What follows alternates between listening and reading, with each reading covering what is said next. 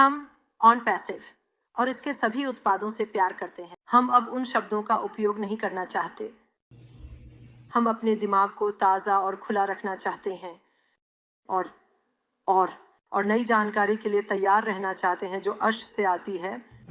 हर हफ्ते वह हमें रणनीतिक रूप से थोड़ा और जानकारी देंगे जब इसे जारी करना सुरक्षित होगा। और तभी, जैसे इंद्रनुषा सांता ने कहा, तभी हम साझा करते हैं ए या बी या सी या जो भी हो। जब हमें अश से नई कंपनी, नए उत्पादों, नए प्लेटफॉर्म के बारे में जानकारी मिलती है, माफ करें, तब हम इसे साझा कर सकते हैं। इसलिए हमें बस अश पर भरोसा करना है और जानकारी का इंतजार करना है और पुरानी शब्दावली का उपयोग नहीं करना है। लेकिन आज मैं जिस बारे में बात करना चाहता था, जब मैं विषय को देखता हूं, तो यह अगले अध्याय के लिए तैयारी करना है। जड़ें जमाना पिछले सीखों में।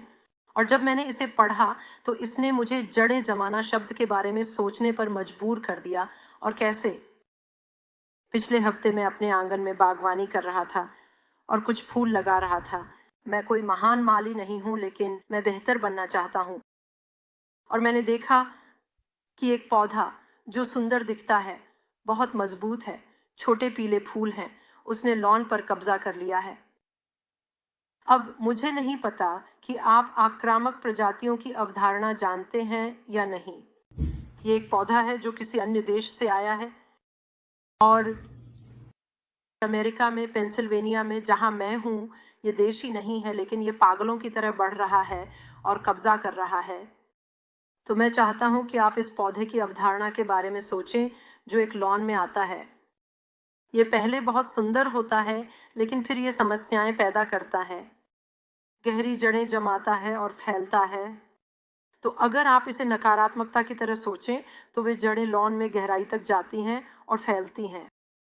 और ऐसे पौधे के साथ आपको क्या करना है? आप इसे सिर्फ ऊपर से नहीं खींच सकते, आप इसे सिर्फ काट नहीं सकते, आपको इसे जड़ से खींचना होगा अगर आप नहीं चाहते कि ये फिर से वापस आए। क्या यह इंजीनियर सांता, यह अवधारणा समझ में आ रही है? जब आपके लॉन में खरपतवार हो, जब आपके बगीचे में खरपतवार हो, तो आपको इसे जड़ से खींचकर फेंक देना चाहिए। अन्यथा ये बार बार वापस आता रहेगा। तो आप एक नई जमीन के टुकड़े से शुरू करते हैं, एक नई मिट्टी के टुकड़े से। और यही हम इस अगले अध्याय के साथ कर रहे हैं। हमारे पास एक नई मिट्टी का टुकड़ा है जिसे बीजों से बोया जाएगा, और हमें ठीक से नहीं पता कि वे कौन से बीज होंगे, लेकिन बीज मुफारा से आ रहे हैं और हम भरोसा करते हैं और जानते हैं कि उससे आने वाला कोई भी बीज अच्छा है। बीज। और अगर हम इसे इस नई ताजा मिट्टी के टुकड़े में डाल रहे हैं, हमें बस इसे पानी देना है, इसे धूप देना है, इसे सकारात्मकता देना है, खरपतवारों को बाहर रखना है। हर बार जब आप कोई खरपतवार देखें तो उसे जड़ से उखाड़ दें, और जैसे जैसे ये पौधे बढ़ते हैं उन्हें पोषण दें। और हम जानते हैं कि वे मजबूत, सुंदर और सशक्त होंगे। और अगर वे सब्जियां हैं तो वे धरती को पोषण देंगे, और अगर वे फूल हैं तो वे लोगों को प्रेरित करेंगे। और यह सब उपमा है। क्या आप इस उपमा की कल्पना कर सकते हैं कि हमारे सुंदर बगीचे में कुछ आक्रामक पौधे आ गए थे? अब समय है कि हम उन्हें जड़ से उखाड़ दें और इस नई मिट्टी के टुकड़े की ओर बढ़ें जहां हमारे सीईओ द्वारा बीज बोए जा रहे हैं। सुंदर बीज, रहस्यमय बीज, रोमांचक बीज, बहुत रोमांचक बीज, पहले के बीजों से बड़े, बेहतर और अधिक सुंदर।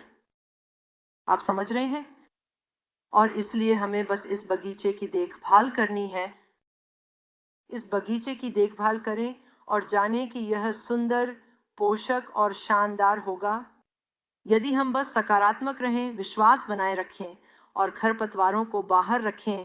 हमारे मुख्य माली ऐश मुफारा के साथ खड़े रहें और हम तैयार हो जाएंगे।